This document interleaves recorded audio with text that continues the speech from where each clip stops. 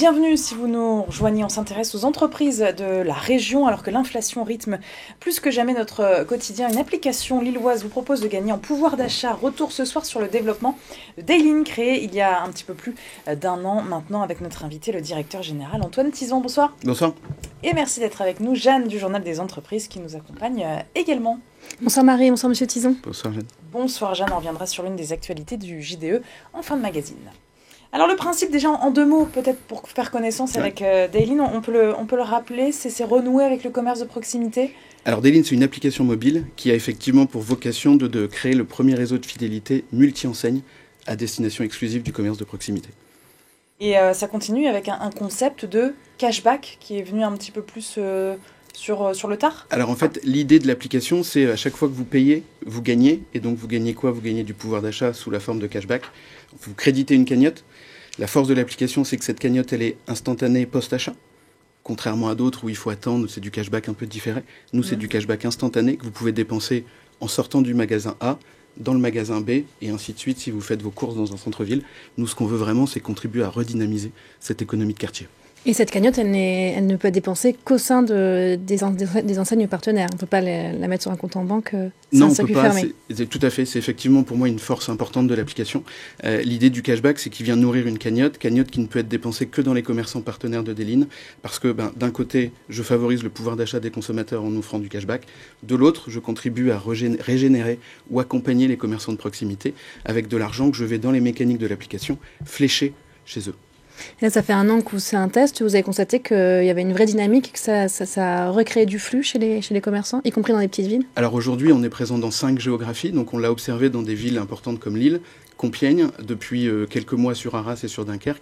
Et oui, on voit qu'il y a un vrai engouement pour cet outil. Pourquoi? Parce qu'encore une fois, vous avez les gens qui e-commerce, vous avez les gens qui commercent de grande surface, puis vous avez beaucoup de gens qui veulent garder la main sur leur commerce de proximité, pouvoir dépenser autour de chez eux sans forcément avoir à prendre la voiture ou autre.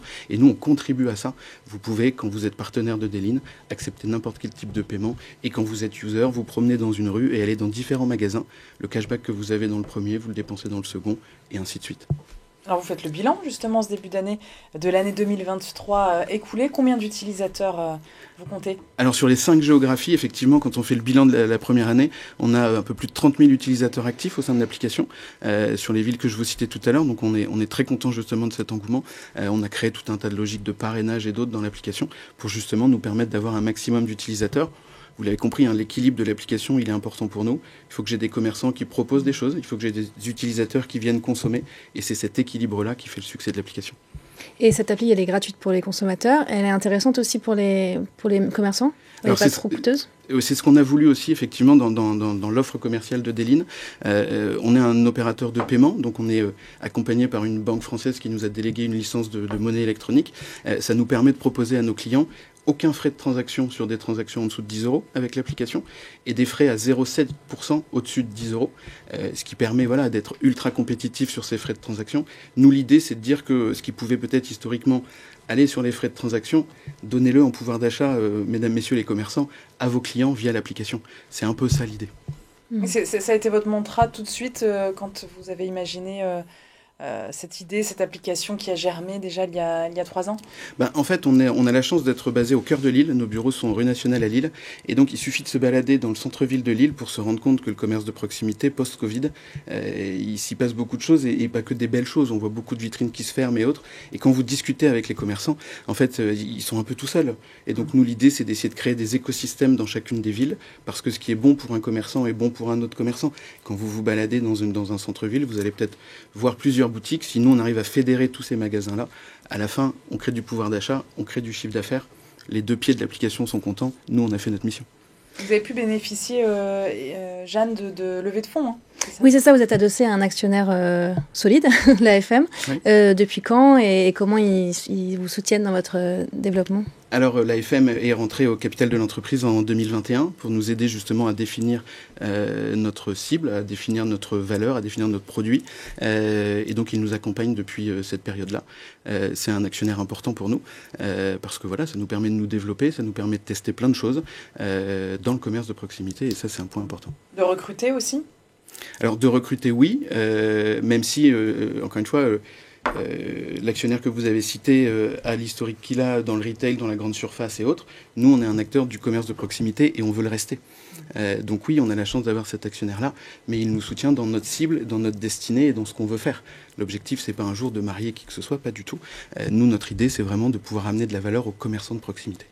Quelles sont les autres villes que vous visez là pour les prochains mois? Alors là, on continue un petit peu notre déploiement en nénuphar sur les Hauts-de-France, puisque c'est de là qu'on est né. Donc après Lille, après Compiègne, après Dunkerque, après Arras, Lens, Bailleul. On va continuer un petit peu sur la côte. On aimerait bien aller du côté de Boulogne-sur-Mer et autres. Et puis on va voir un petit peu comment vont se passer les Jeux Olympiques aussi. Donc on regarde ça de près. Parce que vous allez avoir un afflux de gens. Alors les touristes resteront les touristes. Pour les autres, ça va dynamiser l'économie locale. Et si nous, on peut être acteur de ça, et si vous avez des touristes français qui viennent assister à des compétitions à Lille, qu'ils rencontrent l'application, j'aimerais bien que quand ils rentrent chez eux, ils puissent bénéficier de l'application dans leur écosystème à eux. Et donc là, la France entière, ce sera pour quand? C'est notre ambition de la fin de l'année. C'est-à-dire que là, d'ici à l'été, on veut continuer de s'implanter très fortement dans les Hauts-de-France. On a encore quelques petites fonctionnalités qu'on va sortir aussi d'ici à cet été pour pouvoir justement lancer un déploiement plus global quelque part à la rentrée. Il y a toujours des ajustements qui se font quand on est une application.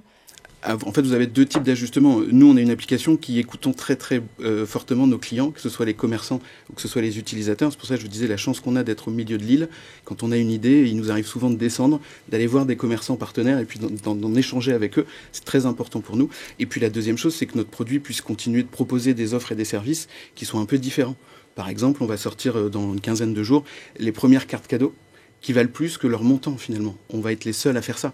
Moi, demain, je vous offre une carte cadeau à 50 €. Vous l'utilisez dans l'application à 10% de cashback. En fait, votre carte cadeau, elle vaut 55 €. Il n'y a aucun acteur qui fait ça. C'est une carte de multi-enseigne du commerce de proximité. Donc, c'est pas une carte cadeau pour une seule et unique boutique. C'est pas une carte cadeau pour les enseignes de la grande distrib. C'est pas une carte cadeau pour le e-commerce. C'est une carte cadeau pour les commerçants autour de chez vous. Donc vous voyez, on est obligé de s'adapter à chaque fois. On a d'autres idées, on veut créer des communautés. Donc il est évident que dans des communautés, il faut que les acteurs puissent interagir entre eux. Ouais. Donc on veut que les gens puissent s'échanger de l'argent entre eux aussi à un moment dans l'année. Donc oui, on continue de faire grandir le produit, mais avec vraiment cette mission d'être un acteur du pouvoir d'achat pour les uns et du chiffre d'affaires pour les autres. Merci beaucoup Antoine Tison d'être venu jusqu'à nous pour parler donc de Daylin en détail. Merci. Merci.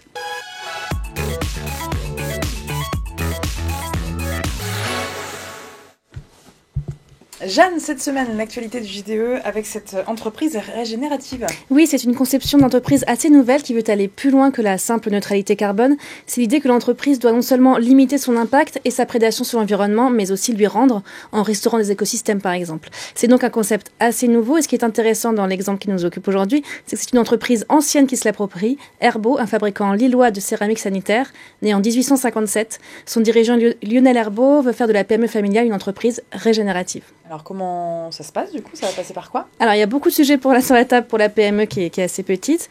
Elle vient de se lancer dans cette démarche avec le projet de se structurer. Pour le moment, les investissements sont avant tout portés sur la réduction de son empreinte carbone, en réduisant la consommation de ses fours ou l'impact de ses emballages et en réutilisant ses rebuts de production par exemple. Selon les plans de Lionel Herbault, le tout devrait se conjuguer avec une forte croissance et une réaffirmation de son positionnement sur un marché de niche, celui du luxe. Donc un beau projet à suivre encore. Merci beaucoup Jeanne, vous pourrez nous en parler à nouveau, du coup j'imagine dans quelques mois. Merci, un article à retrouver sur le site du JDE.